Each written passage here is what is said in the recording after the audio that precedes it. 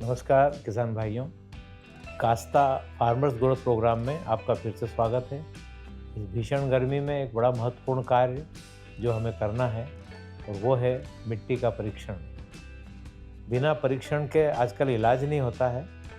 वरना एक घटना मुझे याद है कि एक दादाजी का पेट का ऑपरेशन हुआ और काफ़ी बड़ी गठान उनके पेट से निकाली गई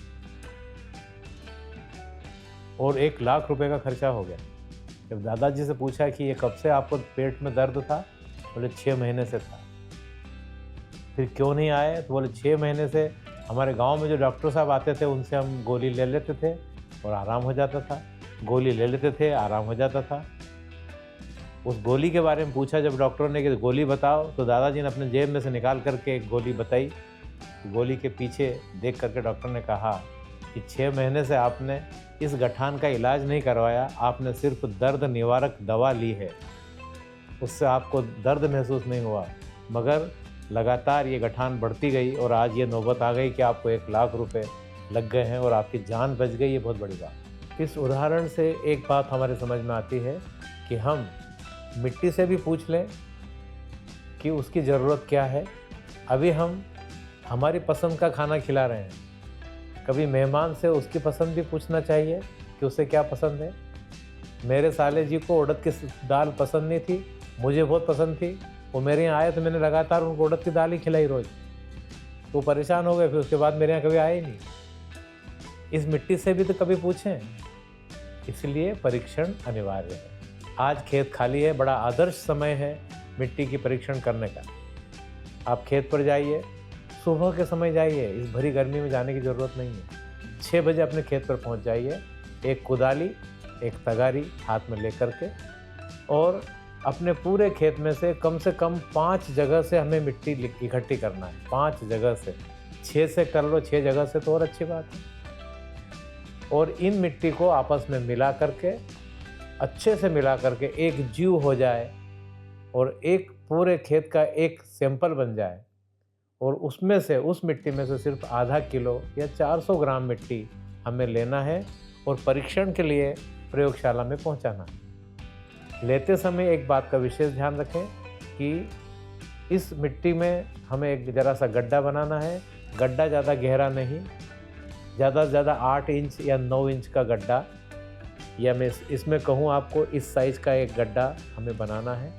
जब गड्ढा बनाएंगे आप, तो इस गड्ढे की मिट्टी पूरी निकाल करके अलग कर दें और फिर इस गड्ढे की जो अंदर की दीवार है उसको हमें खुरचना है, ऐसे नीचे तक, ऊपर से नीचे तक खुरचना, इधर की और इधर की भी ऐसे खुरचना है। और ये जो मिट्टी थोड़ी सी आपने खुरची है, इसको तगारी में इकट्ठी करना है। इस तरह से आप 5 जगह से गड्ढा बना के जब लेंगे मिट्टी, तो ये पर्याप्त मिट्टी हो जाएगी। इस तगारी को लेकर के जाइए, छाँव में बैठिए और खूब आराम से हाथ से इसको ऊपर नीचे करते हुए मिला लीजिए। इसमें सिर्फ आधा किलो मिट्टी हमें प्रयोगशाला में पहुंचाना है, बाकी मिट्टी को वहीं छोड़ दीजिए। याद रखिएगा, ऐसी जगह से मिट्टी मत निकालिएगा जो किसी झाड़ के नीचे की जगह हो, नंबर 1 बात। नंबर 2, उस जगह से मिट्टी मत लीजिएगा जिस जगह से आपके पानी की नाली रही हो पिछली, यानी कि हमने गेहूं को पानी दिया है तो उसमें से लगातार बह के गया है 6 बार पानी, वहाँ की मिट्टी नहीं लेना है। उस जगह की मिट्टी मत लीजिए जिस जगह पर कभी खाद की ढेरी पड़ी हो, गोबर के खाद की ढेरी आपने लगाई हो, उस जगह की मिट्टी नहीं लेना है, क्योंकि वो भी सब गड़बड़ा देगी। 3-4 बातों का विशेष ध्यान रखते हुए, और मेड़ के पास की मिट्टी नहीं लेना है, एकदम मेड़ से कम 10 कदम 15 कदम अंदर से मिट्टी लेना है। 4 जगह से खेत में से लीजिए और एक बीच में से ले लीजिए। 5 जगह की मिट्टी पर्याप्त होती है। जब आप मिट्टी को थैली में रख लें, शुद्ध साफ सुथरी प्लास्टिक की थैली में इसको रख सकते हैं, कपड़े की थैली में भी रख सकते हैं। इसमें पहचान के लिए अपनी जानकारी ज़रूर डालिए। इसका एक पर्चा आता है, कृषि विभाग से मिलता है, या आप अपना नाम, पिताजी का नाम, गांव का नाम, तहसील वगैरह, जो पूरा एड्रेस अपन लिखते हैं वो लिख दीजिए। और सबसे महत्वपूर्ण बात, उस खेत का नाम ज़रूर डालिए जिस खेत से आपने मिट्टी निकाली है, क्योंकि उस खेत का आइडेंटिफिकेशन नंबर तो आपको याद नहीं है, यानी कि खसरा खाते में जो नंबर है वो तो आपको याद नहीं है, पर हम घर के लोग उसको एक विशेष नाम से पुकारते हैं कि पीपल वाला, आम वाला, ऐसा कुछ भी जो नाम है उस खेत का, उस नाम को भी डाल दें, ताकि जब पर्ची जब वहाँ जाएगी और जब रिपोर्ट आपके पास में आएगी तो रिपोर्ट में भी खेत का ये नाम लिखा रहेगा, तो आपको समझ में आएगा कि ये जांच कहाँ की है और ये दूसरी वाली जांच कौन से खेत की। इस तरह से हम भर दें। नीचे आपका जो फसल आप लगाना चाहते हो फसल का नाम डाल दें, हो सके तो पिछली फसल का भी जिक्र कर दें, और उसमें आपका मोबाइल नंबर आजकल ज़रूरी हो गया है, डाल के साइन करके ये चिट्ठी अच्छे से अलग रखें। याद रखें कि ये मिट्टी गीली नहीं होना चाहिए, इस समय वो समस्या तो है नहीं, फिर भी याद रखें अगर ये चिट्ठी हम अंदर डालते हैं और मिट्टी गीली है तो ये चिट्ठी उस गीली मिट्टी की वजह से गल जाएगी। उसमें क्या लिखा है कोई समझ में नहीं आएगा। ये सावधानी के साथ में हम चिट्ठी अंदर रखें, इसका मुंह सुतली से बांध करके, और हम उस लेबोरेटरी तक पहुंचा दें, या कृषि विभाग के कोई भी अधिकारी आपके क्षेत्र में उपलब्ध हो उनको ये सैंपल दे सकते हैं। तो आपकी मिट्टी की जांच की रिपोर्ट ये बुआई के पहले आ जाना चाहिए।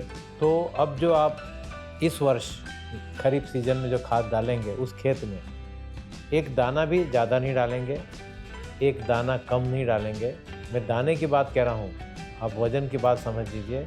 तो आप देखिएगा आपका उत्पादन अच्छा मिलेगा, और जो फालतू जो खाद के ऊपर खर्चा हो रहा है हमारे पैसे का वो भी नहीं होगा, और सही मामले में खाद डालेगा, सही मात्रा में खाद डालेगा तो उत्पादन क्यों नहीं होगा।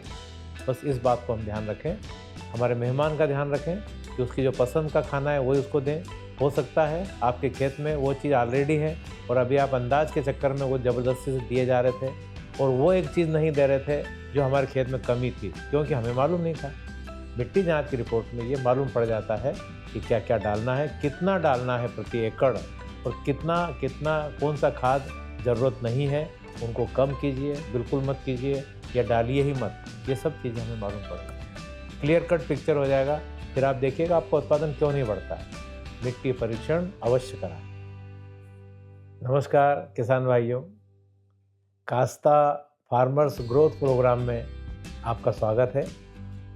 ये प्रोग्राम शुरू करने से पीछे कास्ता पाइप्स या कृति इंडस्ट्रीज़, इनका एक उद्देश्य रहा है कि जो देश सेवा कर रहे हैं हम उनकी सेवा करें, ताकि हम भी देश सेवा कर सकें। बस इसके लिए इन्होंने ये एक चैनल बनाया है फार्मर्स ग्रोथ प्रोग्राम का। इसमें हम समय समय पर आपको वो जानकारियाँ देंगे जिनकी उस समय आपको ज़रूरत होगी। ये वीडियो के माध्यम से हम आपको हमेशा जानकारी देते रहेंगे, और चाहे आप खेत में बैठे हो, चाहे आप घर में बैठे हो या बाज़ार में हो, आप हमेशा हमारे से संपर्क में रह सकते हैं। उसके लिए कास्ता ने एक टोल फ्री नंबर भी जारी किया है। टोल फ्री नंबर आप जल्दी से नोट कर लीजिए, 1800-1080, यानी 1800-270-1080। ये टोल फ्री है, आप कभी भी नंबर लगा सकते हैं। धन्यवाद।